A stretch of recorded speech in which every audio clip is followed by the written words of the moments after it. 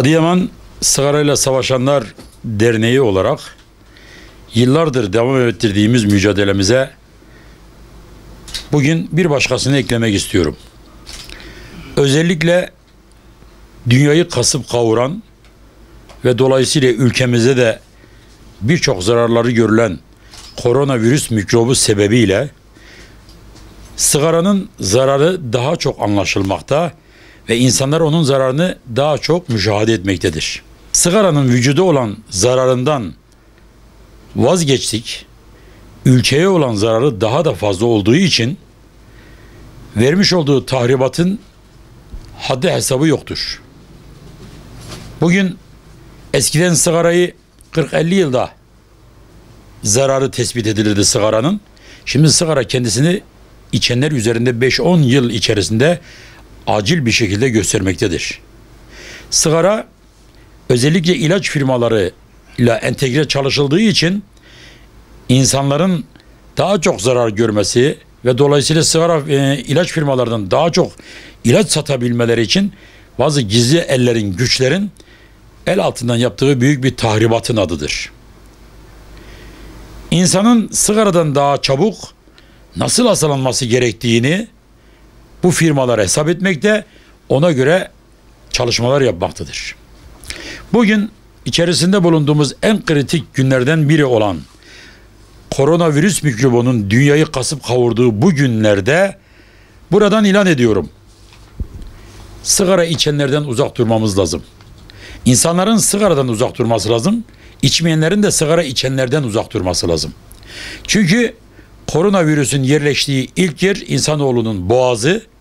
Boğazda birkaç gün kaldıktan sonra ciğere iniyor. Akciğere indiği zaman sigara içenlerin zaten hastalıkla, sigaradan dolayı yakalandığı hastalık ciğer hastalığıdır, akciğer hastalığı.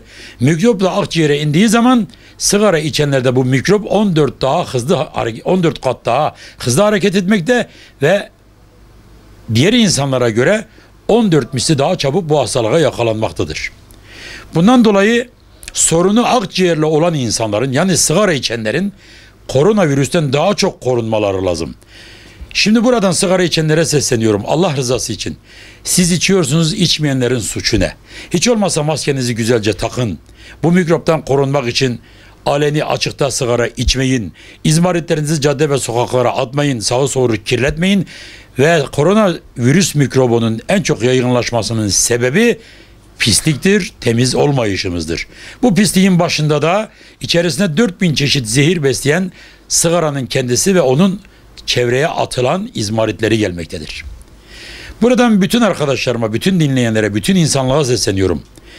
İçmeyenlere göre 14 kat daha fazla mikroba yakalanma riski meydana getiren sigara içenlerin biraz daha dikkatli olması lazım. Bu konuya biraz daha itinayla eğilmeleri lazım. Buradan diyorum ki, ey sigara içmeyenler, lütfen sigara içenlerden uzak durun. Hele bu koronavirüs mikrobu sebebiyle çevrenizdeki sigara içenleri uyarın, içirtmeyin. Çünkü ağızlarındaki mikrobu sigara dumanı vesilesiyle karşıdaki insanlara kavuşturarak bir an evvel mikrobun yayılmasına ve sebep olmaktadırlar.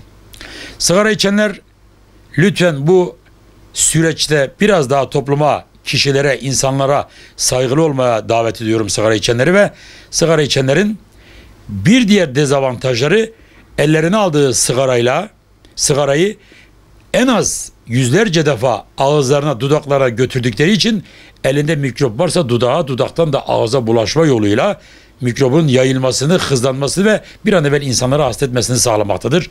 Bundan dolayı bu kritik süreçte insanımıza çağrı yapıyorum. Sigara içmeyenler lütfen sigara içenlerden uzak durun. Sigara içenler ne olursunuz sigarayı terk edin.